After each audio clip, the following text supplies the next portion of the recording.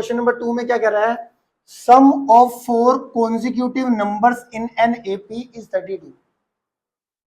तो आपको 4 नंबर दे रखे हैं जो एपी में है, उनका सम। तो मैंने आपको बता रखा है ये, इसमें वो 4 नंबर क्या लेट करने हैं, a minus 3d, a minus D, a plus D, a plus 3d, ये 4 नंबर आपने लेट करने हैं। And the ratio of the product of the first and last term to the product of the two middle most term is 7:15।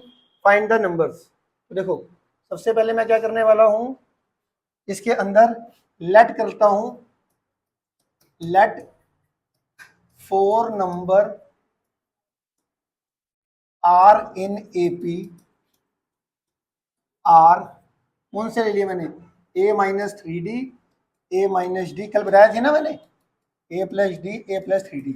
अब कई बच्चे थोड़े से गलत रट्टे मार लेते हैं और इसमें चेक करके देखो, देखो इसमें कॉमन डिफरेंस कितने का आ रहा है, इसमें से इसको माइनस करोगे तो 2d का डिफरेंस, इसमें से इसको माइनस करोगे तो 2d का डिफरेंस, इसमें से इसको माइनस करोगे तो 2d का डिफरेंस। कॉमन डिफरेंस चेक करके देख लेना कि आपका आंसर जो भी आप एपी में लेट कर रहे हो उनका सबका कॉमन डिफरेंस क्या होना चाहिए, सेम होना चाहिए। ठीक है, अब इसका आपको सम कितना दे रखा है बताओ, 32।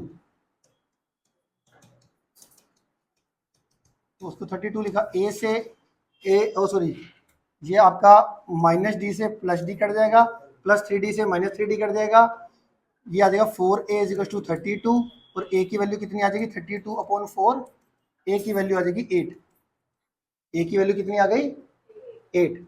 इसके बाद इन्होंने क्या बोल रखा है, क्वेश्चन पढ़ लो। इसके बाद इन्होंने बोला था, ये देखो इन्होंने बोला था इसके बाद, ये तो हमारा सम का आ गया, ratio of product of first and last term to the product of the two middle most term. Ratio किसकी कह रहा है मेरे पास, फर्स्ट और लास्ट टर्म की। देखो फर्स्ट और लास्ट टर्म कौन सी है, फर्स्ट टर्म ये रही, लास्ट टर्म ये रही, इनका प्रोडक्ट क्या होगा, a minus 3d, a plus 3d।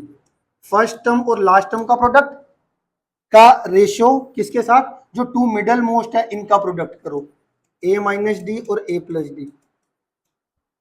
तो फर्स्ट टर्म और लास्ट टर्म का प्रोडक्ट का रेशियो किसके साथ, जो टू मिडल मोस्ट टर्म है उनके प्रोडक्ट से, उनकी जो रेशियो दे रखी है, कितनी दे रखी है, 7:15 दे रखी है।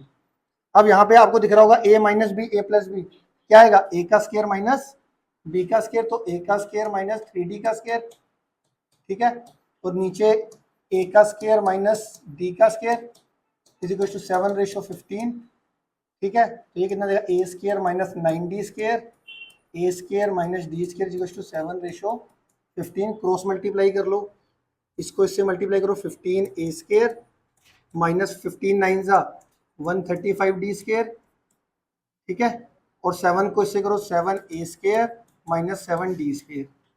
ए स्क्वायर को ए स्क्वायर के पास लेके जाओगे तो 7a स्क्वायर इधर लेके जाओगे तो 15 माइनस 7 8a स्क्वायर, 135 को उधर लेके जाओगे तो प्लस 135 और 7 प्लस का 7 प्लस का 135 माइनस का 7 128d स्क्वायर आ जाएगा।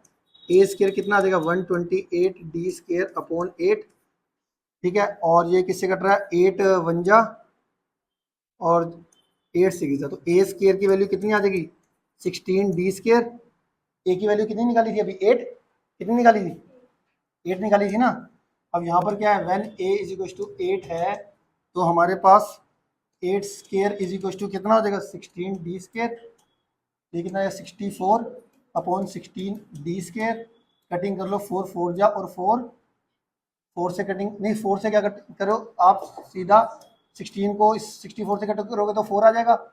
डी स्क्वायर को उधर रूट में भेज दो, स्क्वायर को उधर रूट में, 4 का रूट कितना होता है 2, तो डी की वैल्यू कितनी आ गई, प्लस माइनस 2। ए की वैल्यू 8 के कोरस्पॉन्डिंग डी की वैल्यू +2 भी आ गई और -2 भी आ गई। When A is equal to 8, तो डी की वैल्यू एक बार ले लेंगे +2, और ए की वैल्यू जब ले लेंगे 8, डी की वैल्यू ले लेंगे -2। अब ए और डी की वैल्यू को कहाँ पे पुट करना है, दो केस बनेंगे 4 नंबर के, ए की वैल्यू 8 और डी की वैल्यू 2 कहाँ पे पुट करना है, कौन से नंबर माने थे, a माइनस 3d, यही माने थे ना। तो यहाँ पे a माइनस 3d में a की value a minus 3d, a minus d, a plus d, a plus 3d, इसमें एक बारी ए की वैल्यू 8 और डी की वैल्यू 2 पुट कर दोगे, और एक बारी एक एक ए की वैल्यू 8 और डी की वैल्यू -2 पुट कर दोगे। दोनों ही केसों में वैसे नंबर 4 वो सेम ही आ रहे थे, चाहे ये दोनों पुट करो चाहे ये दोनों पुट करो, आंसर क्या आ रहे थे, सेम। कर लोगे? अरे हो जाएंगे। तो 4 नंबर एपी में निकल गए आपके, जो आपने 4 नंबर लेट करे थे ये, इसमें ए और डी की वैल्यू पुट कर लेना, एक बारी ये वाली एक बारी ये वाली, और आपके चारों के चारों नंबर दोनों केसों में ही सेम आ रहे थे। एक में इंक्रीजिंग में आ रहे होंगे, एक में डिक्रीजिंग में आ रहे होंगे, और आंसर चारों के चारों नंबर सेम आ रहे थे। क्लियर हुआ?